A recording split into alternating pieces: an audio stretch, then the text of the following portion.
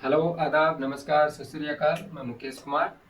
आज की जो स्टोरी है, 2 मई 2024 को यूएई के अबू धाबी के अंदर एक जेल है, अल बाटवा, जिसके अंदर यूपी के बांदा जिले की एक लड़की है, शहजादी नाम की। उसको मौत की सज़ा दी जानी थी, लेकिन वहाँ पे प्राकृतिक आपदा, जिसके अंदर सुनामी आ गई थी, साथ ही साथ जिसके आपने वीडियो भी देखे होंगे। इसके अलावा वहाँ पे उसी टाइम पीरियड के दौरान वहाँ के रॉयल जो फैमिली है, राज परिवार, उसके एक फैमिली मेंबर की मौत भी हो जाती है। तो इन दो वजहों से ये जो मौत की सज़ा है ये टल जाती है। अब इस मौत की सज़ा की फिर से एक नई डेट आ गई है, वो है 20 सितंबर के बाद में कभी भी इसको मौत की सज़ा को दी जा सकती है। तो ये जो स्टोरी मैं आपको सुनाने जा रहा हूँ, इसको सुनाने का मेरा जो मकसद है, आपकी भावनाओं को ठेस पहुँचाना नहीं है, बल्कि आपको एक जागरूक व्यक्ति की तरह जागरूक करना है कि किस प्रकार से इस स्टोरी के अंदर आपको किसी पे भरोसा करना चाहिए और किन से आपको सतर्क रहने की ज़रूरत है। तो चलिए अपनी स्टोरी को स्टार्ट करते हैं। दोस्तों, एक 31 साल की शहजादी नाम की लड़की, जिसका जन्म होता है यूपी के बांदा जिले में। जब ये लड़की 7 साल की होती है, तब ये किचन के अंदर, रसोई के अंदर, यानी जो गैस होता है उसके ऊपर एक बर्तन रखा होता है, और उसी दौरान वो बर्तन उसके ऊपर आके गिर जाता है और उसमें रखा हुआ कुछ गर्म पदार्थ उसके चेहरे को जला देता है, उसके शरीर को भी जला देता है। तो इतनी बड़ी घटना एक नॉर्मल परिवार में जब हो जाती है, तो उसके माँ बाप एक तरह से आर्थिक तंगी का भी शिकार हो जाते हैं। और ये जो लड़की थी, इसकी जो फैमिली की आर्थिक जो कंडीशन होती है वो ज़्यादा बेहतर भी नहीं थी। तो इन्होंने हालांकि अपनी तरफ से काफ़ी कोशिश करी इस बच्ची को सही करने में। इसका जो चेहरा जल गया था आधा, उसको सही करने में, लेकिन इतने भी पैसे उनके पास नहीं थे कि वो एक प्लास्टिक सर्जरी करवा सकें, जिससे कि इस बच्ची को एक नया जीवन मिल सके। चलिए, ये बच्ची धीरे धीरे आगे बढ़ती है, इसकी पढ़ाई है वो भी कंप्लीट हो जाती है। पढ़ने में ये लड़की होशियार भी बताई जाती है। इसी दौरान ये एक सस्ता एनजीओ है, रोटी बैंक, उससे भी ये जुड़ जाती है। काफ़ी मिलनसार ये लड़की होती है, लोगों की मदद करने वाली होती है। इसी वजह से इसने एनजीओ को सपोर्ट किया, एनजीओ के अंदर ये जुड़ जाती है लोगों की मदद करने के लिए। जो गरीब बच्चे होते हैं उनको रोटी वगैरह पहुंचाना, खाना पहुंचाना, और जो गवर्नमेंट स्कीम्स होती हैं उन बच्चों के लिए, उन स्कीम्स को उन बच्चों तक पहुंचाने का काम ये करने लग जाती है। इसी दरमियान यह जब फेसबुक चलाती है, तो उस पर अपनी जो रियल फोटोज़ हैं वो भी अपलोड करती रहती है। इसने कभी भी अपने चेहरे को छुपाया भी नहीं। तो काफ़ी सारी पोस्ट रियल चेहरे के साथ में इसके फेसबुक पेज पे मिल जाती है। धीरे धीरे ये जो सोशल मीडिया है, इस पे आगरा के एक व्यक्ति है उजैर नाम का, उससे ये संपर्क में आती है, उनसे ये मेल मुलाकात करने लग जाती है। धीरे धीरे वो इसको प्रोत्साहित भी करता है कि आपके पास काफ़ी ज़िंदगी अभी पड़ी है, आप पीछे मत हटिए, आगे बढ़ जाइए। वो उसकी मदद भी करने लग जाता है। एक दिन वो बताता है कि आप, मेरे जो फूफी और फूफा है वो दुबई आबू धाबी में रहते हैं, मैं आपको वहाँ भेज सकता हूँ। वहाँ पे आप काम कीजिए, उनकी मदद करिए, फैमिली मेम्बर की तरह रहिए, और वो आपका इलाज वहाँ पे करवा देंगे। तो एक तरह से उस लड़की को लालच दिया जाता है उजैर की तरफ से। लड़की उनकी बातों में आ जाती है, और वो लड़की 19 जनवरी 2022 को यहाँ से, इंडिया से दुबई चली जाती है।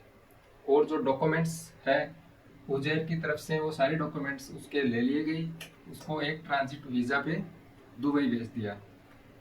उजैर के जो फूफी और फूफा है, उन्होंने उसको दुबई के अंदर रिसीव कर लिया और अपने घर तक ले गए। वो उनके साथ रहने लग जाती है। इसके बाद में धीरे धीरे वो जो फैमिली में जो काम होता है परिवार के अंदर, उसमें वो उनका हाथ बटाने लग जाती है। तो एक तरह से वो वहाँ पे मेड की तरह काम करने लग जाती है।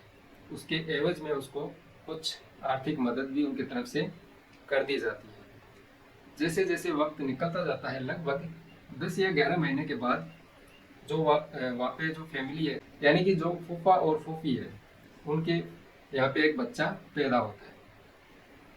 और जब बच्चा पैदा होता है तो उसके जैसे टीकाकरण, या फिर आप बोल सकते हैं कि जो वैक्सीनेशन होता है वो भी टाइमली उस पर कराया जाता है। तो एक दिन क्या होता है, जो बच्चा पैदा हुआ है, यानी कि जो फूफा और फूफी है वो घर पे नहीं थी, और शहजादी को ये जिम्मेदारी दी गई कि आपको ये वैक्सीनेशन करवाना है। वो बच्चे को हॉस्पिटल लेके जाती है और वापस घर पे लेके आ जाते हैं।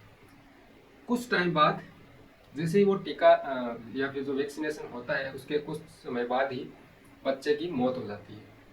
बच्चे को दफना दिया जाता है, यहाँ तक कि उसका पोस्टमार्टम भी नहीं करवाया जाता है। धीरे धीरे समय बीतता है, फैमिली के अंदर एक अजीब सा माहौल बन गया, मातम का माहौल बन गया।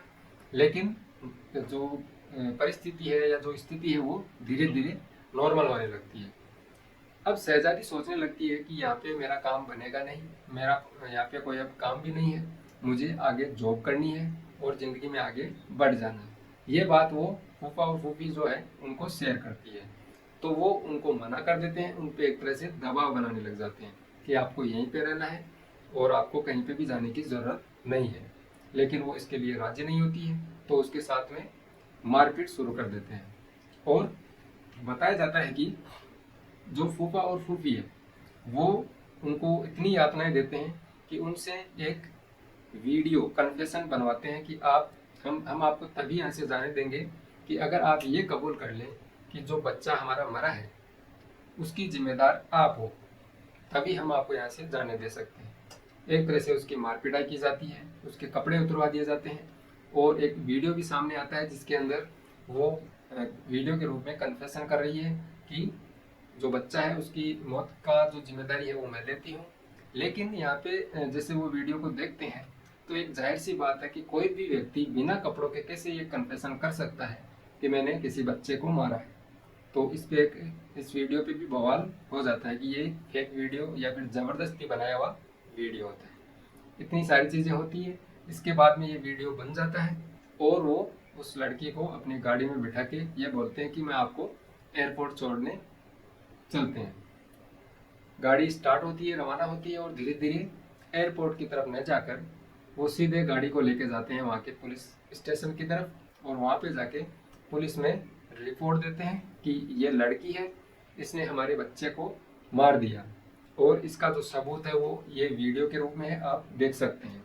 जैसे पुलिस वो वीडियो देखती है, पुलिस तुरंत उस लड़की को वहाँ पे गिरफ्तार कर लिया जाता है। गिरफ्तार करने के बाद में उसको कोर्ट ले जाया जाता है और वहाँ पे उसकी केस की जो सुनवाई होती है वो होती है। अब यहाँ पे जो वकील है वो उस लड़की को अवेलेबल नहीं होते हैं, क्योंकि किसी भी केस में वकील की जो फीस होती है वो बहुत मायने करती है। वकील है काफ़ी महंगी फीस चार्ज करते हैं, और वहाँ पे वकील करना मतलब आपके पास कम से कम 10-15 लाख रुपए अगर हैं तभी आप वहाँ पे वकील कर सकते हैं। करेंसी की अगर हम बात करें तो इंडिया से यानी 25-26 गुना करेंसी वहाँ पे ज़्यादा है, यानी इंडिया के 26 रुपये और वहाँ का 1 दिरहम। इस तरह से आप समझ सकते हैं इस चीज़ को। तो उसके लिए यानी शहजादी के लिए वहाँ पे वकील करना काफ़ी मुश्किल हो गया, उसको वकील मिला नहीं, केस कोर्ट में चलता रहा और अंततः उसको मौत की सज़ा सुना दी जाती है। धीरे धीरे वक्त बीतता है, इधर इंडिया के अंदर घर वालों से संपर्क टूट जाता है, 2-3 महीने बीत जाते हैं। इसके बाद में शहजादी को वहाँ पे मतलब जेल की तरफ से परमिशन दी जाती है अपने घर पे बात करने के लिए। जब शहजादी अपने माँ बाप से बात करती है 3 महीने के बाद में, तो वो उनको सारी जो घटना है उसके बारे में बताती है कि मेरे साथ ये हो गया है और मुझे मौत की सज़ा सुना दी गई है, पापा आप हमारे लिए कुछ कीजिए। जैसे ये बात घर वाले सुनते हैं उनके पैरों के तले से ज़मीन खिसक जाती है। वो एक तरह से बेचैन हो जाते हैं कि हम इंडिया में बैठे और यूएई जैसी कंट्रीज़ के अंदर, गल्फ कंट्रीज़ के अंदर हम किस प्रकार से एक केस को लड़ सकते हैं, जबकि हमारी कोई आर्थिक हैसियत भी नहीं है इतनी, और न ही हमारा वहाँ पे कोई संपर्क होता है। खैर, जो परिवार होता है वो जो यूपी के मुख्यमंत्री है, राज्यपाल है, और अपना जो होम मिनिस्ट्री है, पीएमओ है, जितनी भी कोशिश वो कर सकते हैं बार बार करने की कोशिश करते हैं, संपर्क साधते हैं कि प्लीज़ हमारी मदद कीजिए, आप यूएई की जो गवर्नमेंट है, राज परिवार है, वहाँ पे आप संपर्क कीजिए और हमारी बच्ची को न्याय दिलाइए। तो ये सारी चीज़ें यहाँ पे चलती है। इधर इंडिया के अंदर जब माँ बाप के पास कोई दूसरा ऑप्शन नहीं होता है, तो शहजादी के बताए अनुसार जो आगरा का जो उजैर नाम का जो व्यक्ति है उसके खिलाफ शहजादी के घर वाले एक एफआईआर दर्ज करवाते हैं कि उजैर नाम का एक व्यक्ति है, इसने हमारी लड़की को बहला फुसलाकर उजैर अपने फूफा फूफी के पास में हमारी बच्ची को एक मानव तस्करी के रूप में वहाँ पे भेज दिया है और इसमें उन्होंने इसकी एवज में उनसे 1.5 लाख रुपए भी लिए हैं। ऐसा आरोप लगा के वे उजैर के खिलाफ एक एफआईआर दर्ज करवा देते हैं। लेकिन यहाँ की पुलिस ने इस केस को बिल्कुल भी सपोर्ट नहीं किया, उस केस को रफा दफा करवा दिया, यानी वो केस आज भी वैसे ही पड़ा है जैसा उन्होंने दर्ज करवाया था।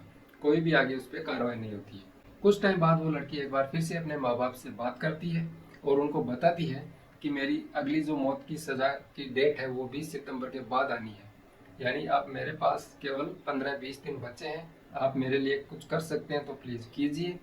मेरी यहाँ पे जो सज़ा है वो उसकी डेट आ चुकी है और वो 20 सितंबर के बाद में ये कभी भी मुझे दे सकते हैं, क्योंकि एक बार इस लड़की की मौत की सज़ा को टाल दिया गया था वहाँ पे सुनामी आने की वजह से, और एक रॉयल फैमिली के अंदर मेंबर की जो डेथ हो गई थी उसकी वजह से सज़ा, जो मौत की सज़ा है उसको एक बार टाल दिया गया था।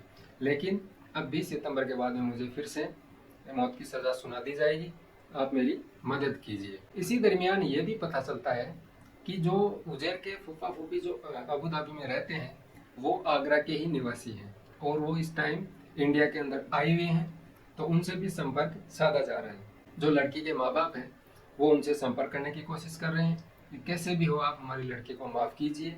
अब बात करते हैं कि क्या मौत की जो सज़ा है वो यूएई के अंदर अगर दी जाती है तो उसको माफ़ किया जा सकता है? तो बिल्कुल किया जा सकता है। 2020 के पहले वहाँ पे जो मौत की सज़ा होती है या जो मौत की सज़ा होती थी वो पत्थरों से मार मार के मौत की सज़ा दी जाती थी, लेकिन ये एक क्रूरतम माध्यम है किसी को मारने का। तो क्योंकि तो इस वजह से यूएई की गवर्नमेंट ने कुछ बदलाव किए अपने कानून के अंदर कि किस प्रकार से मौत की सज़ा को एक थोड़ा हल्का किया जाए, क्योंकि वहाँ पे यानी बहुत सारे देशों के कंट्रीज के जो लोग हैं वो वहाँ पे इन्वेस्ट करते हैं, वहाँ पे रहते हैं। तो इस सारी चीज़ों को देखते हुए उन्होंने 2020 के अंदर अपने कानून में कुछ संशोधन किए और ये जो मौत की सज़ा का जो माध्यम है उसको पत्थरों से मार के न मार के यानी कि सीधे ही गोली से उड़ा दिया जाता है। तो ये प्रावधान वहाँ की गवर्नमेंट ने किया। अब जो ये मौत की सज़ा इसको माफ़ कैसे किया जा सकता है? एक बार पहले भी रमज़ान महीने में एक इजरायली नागरिक को माफ़ी दी गई थी, लेकिन उसको रमज़ान के महीने में माफ़ कर दिया गया था, क्योंकि रमज़ान का जो महीना होता है वो पाक महीना होता है, ऐसा बताया जाता है। तो इस वजह से उस नागरिक की जो मौत की सज़ा है उसको टाल दिया गया था। अब यहाँ पे भी अगर चाहे, जैसे जो राज परिवार है उसका जो प्रमुख है वहाँ का, वो अगर माफ़ कर दे तो ये मौत की सज़ा टाली जा सकती है। इसके अलावा जिसने आरोप लगाया है, यानी कि यहाँ पे इस स्टोरी के अंदर जो बच्चा है उसके जो माँ बाप है उन्होंने अगर इस लड़की को माफ़ कर दिया तो भी मौत की सज़ा को टाला जा सकता है। तो दोस्तों अब इंतज़ार है 20 सितंबर तक का, इस केस में या इस कहानी में क्या मोड़ आते हैं और क्या उस शहजादी को मौत की सज़ा सुना दी जाएगी या फिर जो इंडिया की गवर्नमेंट है वो वहाँ की गवर्नमेंट से संपर्क करेगी और बातचीत करेगी कैसे इस केस को सुलझाया जा सकता है, किस तरह से शहजादी को न्याय मिल सकता है। तो ये सारी चीज़ें आने वाले भविष्य पे निर्भर है। आगे की जो भी अपडेट होगी हम किसी नए वीडियो के अंदर आपको बिल्कुल बताएंगे। ये वीडियो अगर आपको पसंद आया वीडियो को लाइक कीजिए, चैनल को सब्सक्राइब कीजिए, इसी तरह के वीडियोज़ हम आपको देते रहेंगे। चलिए मिलते हैं नेक्स्ट वीडियो में, तब तक के लिए जय हिंद।